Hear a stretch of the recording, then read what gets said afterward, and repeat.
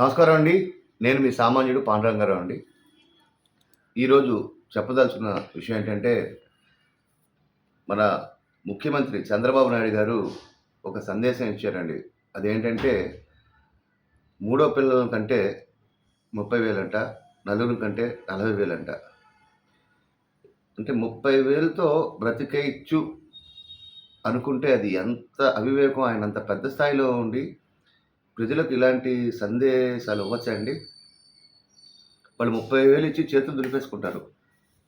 తర్వాత వాళ్ళకి మంచి ఫుడ్ పెట్టాలి. తల్లిదండ్రుల ఆదాయం చూసుకోవాలి. ప్రస్తుతం గవర్నమెంట్ పథకాలే సరిగ్గా ఇవ్వట్లేదు. నేను ఇది ఎవరిని విమర్శించడానికి చేయట్లేదండి. 30,000తో అంటే ఆ తండ్రి చక్కగా డబ్బులు తీసుకొని సంతోషపడి నాకు పాపో, బావో పుట్టిందని చెప్పి ఆ 30,000లో ఎట్లానో గవర్నమెంట్ స్కీమ్ పెట్టారు కాబట్టి ఫ్రీ డెలివరీ చేస్తారు. తాగేసి ఒక నెల, 2 నెలల్లో ఆ తండ్రి తగలెట్టేస్తాడు డబ్బులు. తర్వాత నుంచి ఇంక ఆళ్ళ చావు వాళ్ళు చావాల్సిందే. పాపం ప్రెగ్నెంట్ అయిన లేడీ ఎన్ని ఇబ్బందులు పడుతుందో, ఎన్ని సమస్యలు పడుతుందో మన ముఖ్యమంత్రి గారికి ఏమైనా తెలుసా అండి? దయచేసి ఇలాంటి మీరు అంత పెద్ద స్థాయిలో ఉండి మీరు ఇలాంటి సందేశాలు ఇవ్వకండి. ఎందుకంటే ప్రజలందరూ చాలా తెలివిగలవాళ్ళే. ఎంతమందిని కనాలి, వాళ్ళ శక్తి సామర్థ్యాలు చూసుకొని నేను పోషించగలనా, లేనా అని చెప్పి వాళ్ళు అనుకుని ప్లానింగ్‌గా ఉన్నారు. ప్రస్తుతం కన్నా ఉన్న పిల్లలకే పెట్టలేక చస్తున్నారండి. ఒక ఇంట్లో ఇద్దరు మొగుడు పిల్లలు ఉద్యోగం చేసినా కూడా వాళ్ళకి సరైన ఫుడ్ లేక, ఒక పూట తిని, ఒక పూట తినక ఏడుస్తున్నారు వాళ్ళు చదివించలేక. ఇప్పుడున్న దీని ప్రకారం.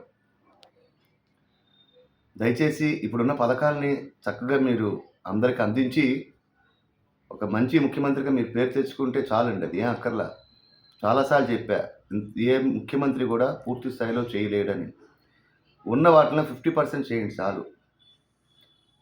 ఘోరాతి ఘోరం ఒక తండ్రి స్థానంలో ఉన్న మీరు రాష్ట్రాన్ని అప్పులు చూడండి 2 సంవత్సరాలు అప్పులమయం అయిపోయింది. మీరే మెయింటైన్ చేయలేకపోతున్నారు.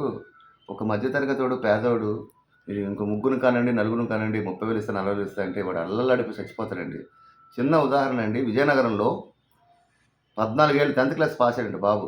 కన్న తల్లిని మంచి చెప్తే చంపేశాడు.